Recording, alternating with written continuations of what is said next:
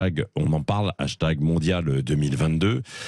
Du nouveau quant à l'avenir des immenses stocks de bière qui ne pourront pas être écoulés pendant la Coupe du Monde. De quoi s'agit-il ? Il faut rappeler déjà que l'événement est sponsorisé par une célèbre marque de bière américaine qui a mis les moyens. Celle-ci avait prévu des milliers de litres de blonde, sauf que voilà, 48 heures avant le début du mondial, on le rappelle, la décision était tombée.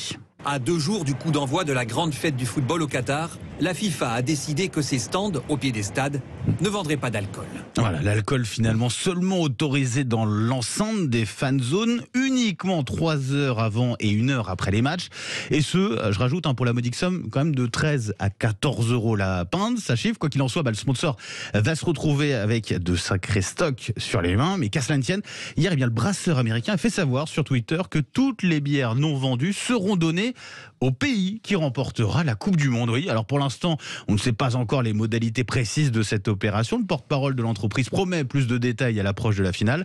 Mais clairement, le vainqueur aura largement de quoi trinquer le 18 décembre prochain, avec modération, bien sûr. Ouais, voilà, ce qui se passe à côté des terrains, bien sûr, où il y a énormément d'histoires autour de ce mondial, en fait, au Qatar. Effectivement. Entre les bungalows qui sont... beaucoup de choses à dire. Oui, mais il y a beaucoup de choses à dire. Il y a des choses à dire aussi sur le terrain, parce que hier soir, quand même, tous les supporters et les fans de Neymar qui ont eu une grande frayeur, et ils ont des raisons de l'avoir, parce qu'il a été victime d'une entorse.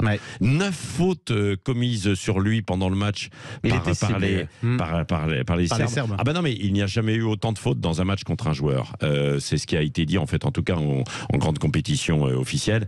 Et visiblement, sa cheville était très gonflée. Et là, il y a une grande incertitude. Vous nous dites sur les entorses, en général, c'est 2 semaines, d'arrêt. Donc, c'est-à-dire que si le Brésil continue la compétition, on va le revoir. Mais voilà, quoi. Certes, il pourra rejouer de nouveau. Après, est-ce qu'il sera de nouveau à son meilleur niveau? On verra ça. En tout cas, c'est vrai qu'il a été, en tout cas, plutôt bon jusqu'à sa blessure hier. Oui, bon, vous nous direz tout tout à l'heure dans le journal de la Coupe du Monde.